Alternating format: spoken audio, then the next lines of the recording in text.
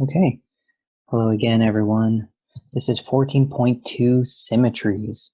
So symmetries are very cool. Symmetries are things we're all already familiar with. You see a painting or you look in a lake and see a perfect reflection. Symmetries show up everywhere in the world, and most people enjoy looking at things that look symmetric. We see patterns and they look really nice. And today the idea is for us to break down what kind of symmetries can exist. How do we classify or describe them mathematically in terms of the things we actually did last class, our reflections, our translations, and our rotations. So while last class was more about reflecting, translating, and rotating actual objects in the plane and actually moving things around, it was maybe a little bit more of a technical thing. Today, it's going to be more about like looking at a shape and thinking about what kind of symmetries it has. Okay, so in other words, we've got these three shapes up here. They've all got some natural symmetries, and I'd like to describe them. That's basically, in a nutshell, what the goal is for today. So let's start with the first kind of symmetry. We started talking about reflections last time, so let's talk about reflection symmetry first. And the idea is that basically you find a way, you find a line so that when you reflect your shape about that line, it ends up lying on itself. And that line is the line of symmetry that we reflect on. So let's look at the following couple shapes. Do they have reflection symmetry? And if so, indicate the lines of symmetry. So let's start with this isosceles looking triangle.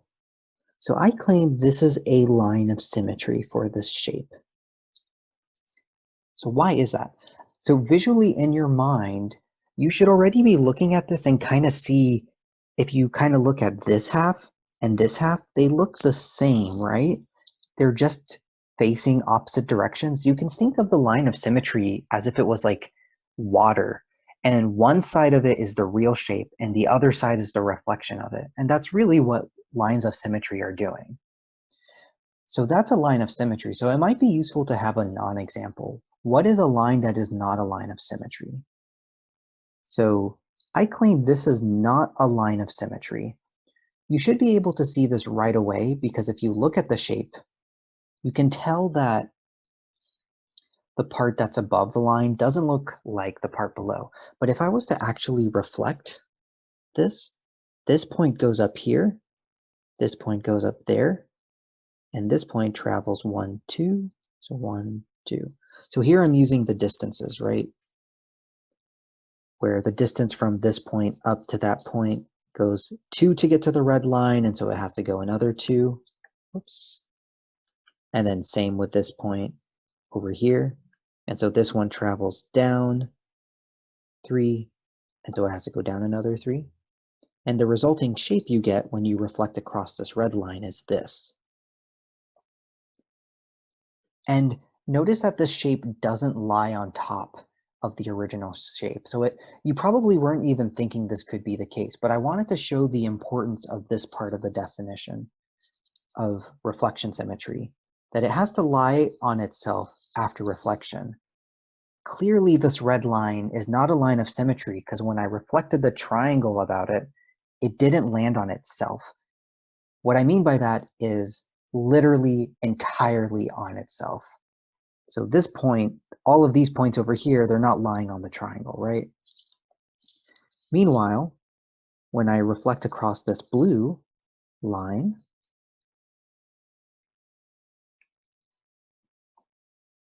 all the points land on themselves, right?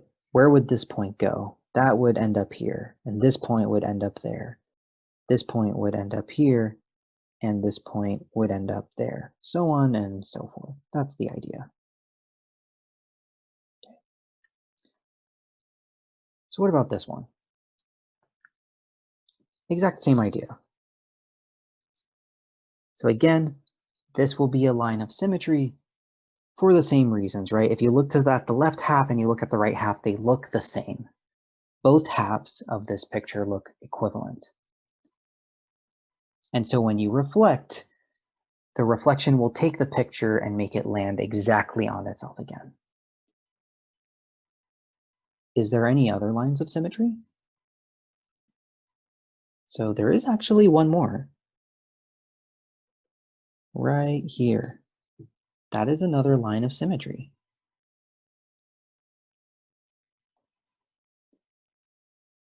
If you look at the top half of that horizontal line and the bottom half, those pictures look the same. You can kind of see, you kind of have like two M's, right? And so the point is that if you were to reflect the picture across this line, using the notions we know about reflection, right? This point goes down 2 units, so it travels another 2 and it lands right there.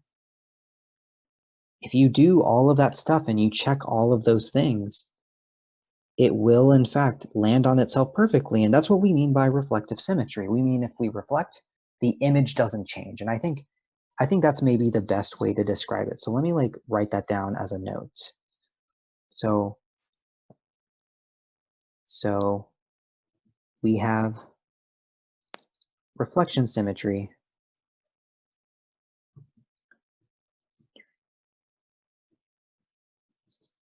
if reflecting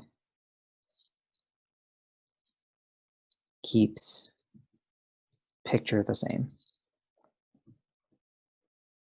That's the idea. So like going back up to here, when I did this example with this guy as my axis or of my line of symmetry, the picture ended up looking something like this, and that's not the same triangle. It looks like the same triangle, but it's not in the same place. It's not facing the same way. And here we really, really care that things are all looking pretty close to similar. Okay, so that's the idea of reflection symmetry. Now let's move on to translation symmetry. So the idea is to just translate the shape so that again, it lands on itself. So I want to be able to move the shape so that it lands perfectly on itself. So let's look at this following example. So we have this pattern and it continues on forever in both directions. So that means I can like draw another one of these and it continues for forever and ever in both directions. Does this have translation symmetry? If so, draw the translation arrow. So here's what I'm going to do to help demonstrate this. I'm going to make a copy of this guy.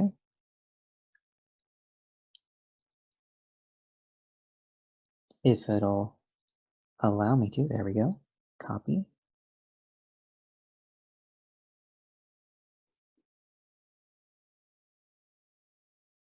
Paste. Oh, I just want one. Okay, good.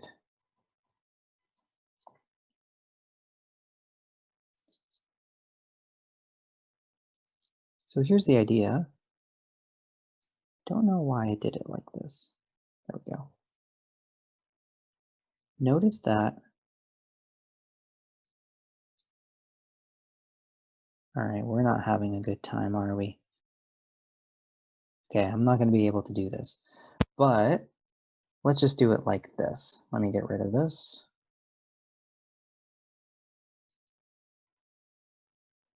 I had tested this before and I could tell it may or may not work. So I was hoping it'd still work, but it does not.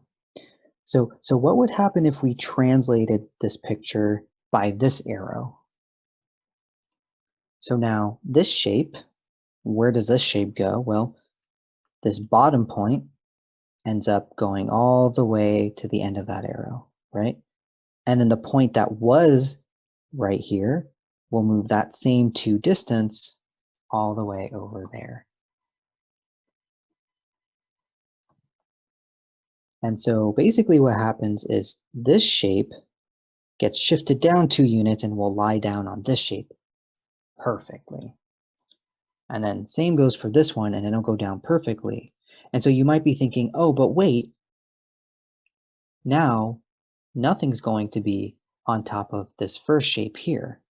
But remember, this picture goes on forever and ever in both directions. So technically there is another copy of this that when you do this translation arrow, Sorry, I can't make duplicates. There we go. This guy will land right there perfectly. So this translation arrow gives us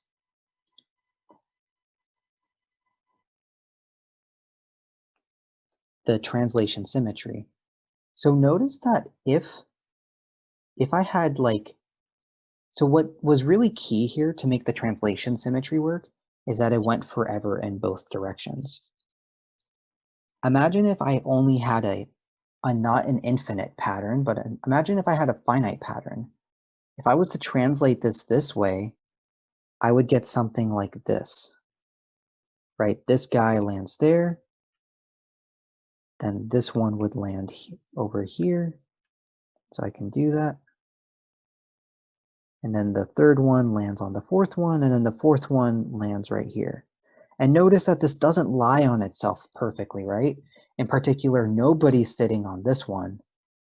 And this guy is over here, but that's not a part of the original picture. This is why in the original definition, when I'm describing things, this is what I mean when I say it needs to entirely lie on itself. That means when I do the translation, it's got to be perfectly on top of the original picture. So for translation symmetries, they're unfortunate, even though translations are probably the nicest symmetry or nicest transformation to describe, they're probably the hardest ones to achieve because you need an infinitely long pattern or shape. So that's translations in a nutshell. All right, let's talk about rotation. So rotations are probably the trickiest, but I think rotational symmetry is like the most pretty among all the symmetries, so I like it the most. And the idea is to rotate the shape by some angle between 0 and 360 so that it lies entirely on itself. So first notice the reason for this restriction of 0 and 360 is because if you rotate the image by 0 degrees, you're not doing anything. And then if you rotate it by 360, even though you are technically doing something, it's just going to land on itself, right? Because 360 is a full circle. So I'd rather the number be in between those two numbers. And rotational symmetry is usually pretty straightforward to identify. So let's look at this guy here. Does this have rotational symmetry? So in your head, you probably see the rotational symmetry. You should be thinking about spinning the object around so that it lies on itself. And I think this is the easiest way to see the rotational symmetry is to show you which part of the picture is being repeated. Right? So imagine I took the picture and I rotated it by that degree. I don't know what that degree is just yet, but imagine I did one of those rotations. Then this star lands over here perfectly. This star will land over here perfectly. This star will land over here perfectly. This one over here and this one over here. And so at the end of the day, the picture will land perfectly on itself. So let's call this angle A, B, C, D, E. So the answer is definitely yes. But what do I rotate this picture by? That is, what is this angle A so that when I rotate the picture by that angle, it lands on itself? Well, if I look at these three angles right here, A, B, C, D, E, they make up a whole circle, right? Maybe it would help if I redraw angle C. There we go. They make up a whole circle. So altogether, I have 360 degrees, and all I need to do is I just need to rotate it by, I just need to rotate it by one of these angles, right? If I just rotate by A, if I just take this angle A and rotate the whole picture, everything lands on itself. So how many of those angles do I have? You should assume they're all the same size, So I have 5 angles of equal size, and I want to find the size of one of them. And so I just do 360 divided by 5, which should give us 72 degrees.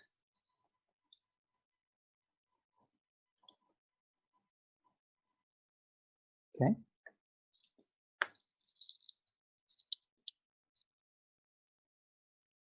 So maybe take a moment to pause and make sure you believe that the rotation is 72.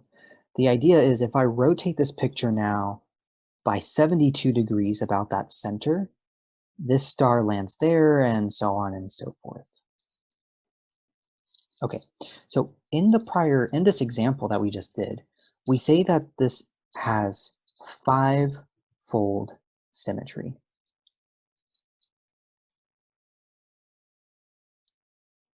And the reason is because if I take, a full rotation and I divide it by what we rotated by, we get the number 5.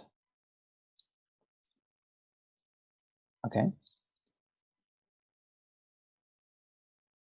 So this picture has 5-fold symmetry because if I rotate it, you can basically think of it as my picture has 5 symmetrical pieces so that I can rotate. And when I rotate, these pieces all lie on top of each other.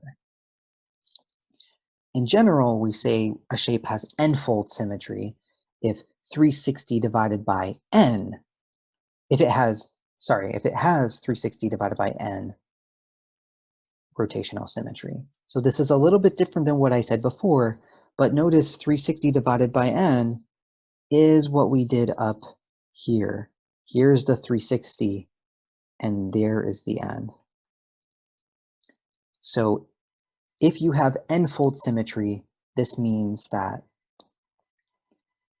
you are rotated by 360 divided by n, and that n is coming from this idea of you will break up your angle into n different pieces. All right, the following has n-fold symmetry. What is n? Pause, figure it out. So again, I recommend doing the same thing. Look and see where those pieces are. You might identify different places where the symmetry is happening, and that's okay. That's possible to do. This is just a natural way I think about it. So what is n? Whoa, whoops, that was supposed to not be there. So I have 360. Actually, we don't even need to do that. The point now is that how do we find n? N is just basically the number of equivalent pieces we see when I broke it up. So in this case, I have 3 pieces, right? This piece which lands over here, and that piece lands over here, and this piece lands over there. So in the end, the upshot is that n equals 3. So this is what we mean by n-fold symmetry. That means you can look at your picture and there are n pieces so that when you rotate things around, it lands on itself perfectly. And that's basically it. This is all there is to this section, is just identifying these 3 types of symmetries. And so on the homework, you're going to basically be just looking at pictures and trying to figure out symmetries in the pictures. I think there are maybe some other, let me just check really quickly since I have the book in front of me.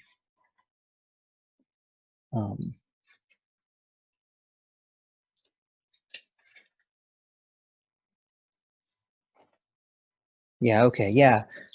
This is really basically all there is in the homework. The only other thing besides pictures is that they'll ask you to find symmetries of polygons, which will be interesting for you to do. But for now, let's practice now just finding every symmetry in a shape. So what I mean is we now have talked about 3 types of symmetries: translations, reflections, and rotations. Let's try to see if we can find all of the ones, because you can have a little bit of both. So I recommend you pause the video and spend no more than 5 minutes on this problem. So for this first one, this one has a ton of symmetries. Let's start with the rotational symmetry. So I see dividing up my picture like this. Actually, I don't like that. Let's do it like this. Okay. So if I rotate, if I take this piece right here,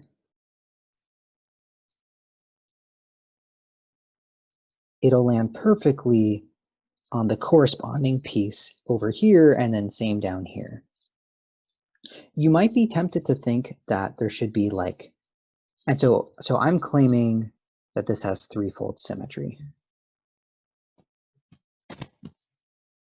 You might have thought that this should have sixfold symmetry because it looks like a hexagon, right? But the issue is that this picture has actually colors in it, and the colors make a big difference. If you had tried to do something like this,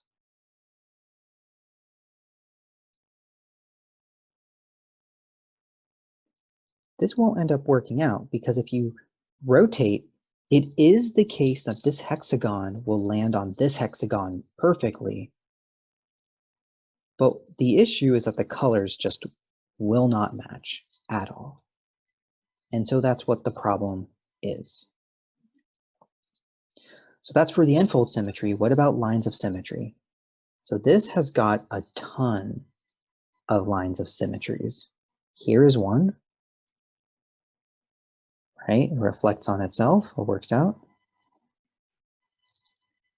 Oh, I had tricked myself. So here is a non-example of a line of symmetry. It's tempting to think that is, right? But it's for the same reason that this doesn't have sixfold symmetry. When I reflect it, yes, this hexagon will flip over and lie on top of this hexagon perfectly. And same with the other hexagons. But the problem is that the colors don't match. And so in this case, this doesn't have this does not have symmetry across this axis. However, you can reflect across this axis, right? For the same reason of the vertical axis. Basically, these hexagons switch place, these two switch place, and then this hexagon will just flip over the line and land on itself, and likewise with this one. So I didn't explain that for the first vertical one, but it's the same reasoning for that one, and it's also the same reasoning for this one. So when I originally said that, oh yeah, there are plenty of reflections here, I was thinking about things that wouldn't work because of the coloring. And so I think this example is really great because there are a lot of things that look like they could be possible symmetries in this, but in this case, the color makes a huge difference in the picture. So the color adds like an extra dimension of complicatedness to this. All right, so like I mentioned earlier, on your homework, you're gonna have to talk about you're gonna talk about symmetries of polygons. So this is like kind of getting you started on rectangles. So what are some symmetries of a rectangle? Well, let's talk about the rotational symmetry first. So it's kind of hard to do the whole drawing the angles like we did before. I just kind of recommend you just kind of try to convince yourself that the only rotational symmetry is to rotate a full 180 degrees about the center, right? If I rotate this by 180, it lies on itself, and that's the best I can do. And so 360 over 180 is 2. So that means this has twofold symmetry.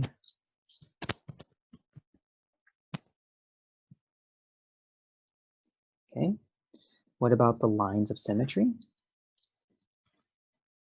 So in this case, there are only 2 lines of symmetry. Here is one, right? If I reflect across this line, this rectangle, this piece looks exactly like that piece. And then I can do the same thing, but horizontally.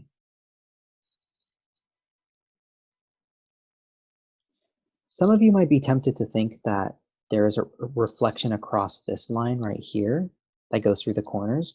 But when you reflect that,